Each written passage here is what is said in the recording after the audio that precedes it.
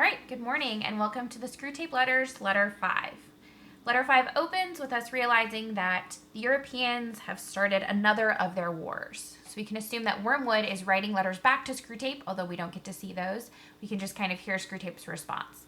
So Screwtape is not as thrilled as Wormwood is. Screwtape has obviously seen a lot of wars in his time, and there's things that are helpful and things that are not helpful to the demons about each war. He talks about how Wormwood is drunk. He's delirious with joy. And we learn that the wine, quote unquote, for demons is the anguish and bewilderment of human souls. So they enjoy when we are in turmoil. And so Wormwood is excited because everyone in Europe is in turmoil, and his patient, I'm sure, is very bewildered at this time. And so that's making Wormwood drunk on this wine. So Screwtape wants more information for him on what they can do and how they can use this war to their real benefit. He gets into the real business of demons, which is to undermine our faith and prevent the formation of true virtue, right? So that's what they're trying to do, which means we need to guard ourselves, we need to protect our faith, and make sure we're forming real virtues. He then goes to talk about what is helpful for the demons in wartime and what is not very helpful. He talks about how, of course, a war is entertaining. The immediate fear and suffering of the humans is a legitimate and pleasing refreshment for our myriads of toiling workers. What permanent good does it do unless we make use of it for bringing souls to our Father below? So the war is entertaining.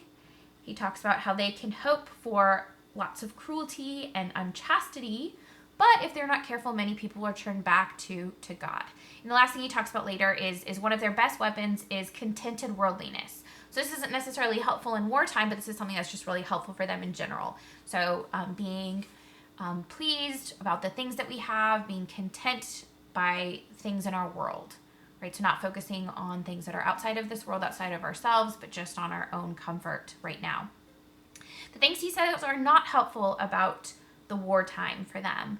First of all, that thousands of people turn to God, right? So when things aren't going well, people pray to God. That's a thing that we see, throughout history and indeed right now. We see that God saves those who die for causes that they truly believe to be good. So this is what we've talked about in class as the baptism of desire. So if someone fights for what they truly believe is right and their conscience is clear and they're doing according to natural law and what they've been told and what they believe, what they think is good, God can still save those people. So the demons here are basically saying, well, that's not fair. Like God's, playing both sides, but he's able to do that because, again, God is more powerful than the demons. The devil is not the opposite of God. The devil is the opposite of St. Michael. And so God is able to work over and above what the demons think is fair.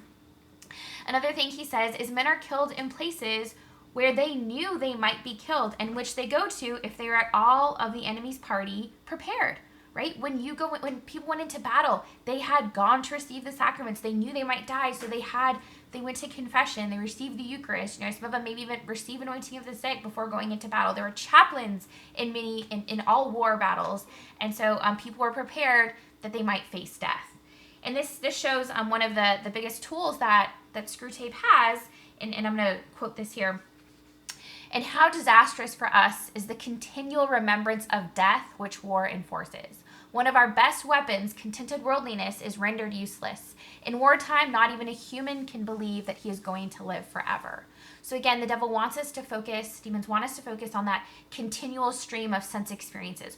What are the things in your life? What do you want right now? What's passing right in front of you? But in times of war, and I would say in times of sickness, what we're experiencing right now is a remembrance that we are human, right? That we're not going to live forever. And when we see people who are dying around us, that changes the way that we view our own lives. And it can hopefully make us be more prepared for that occasion, for our own death. And so this is another very timely letter for us right now. I wish we could read it together, but as it is, I hope this is making sense. I hope these videos are helpful for you to kind of understand a little bit more about what he's talking about. Again, if you have any questions about anything in the text, please email me, comment somewhere, so I can help you get those things figured out.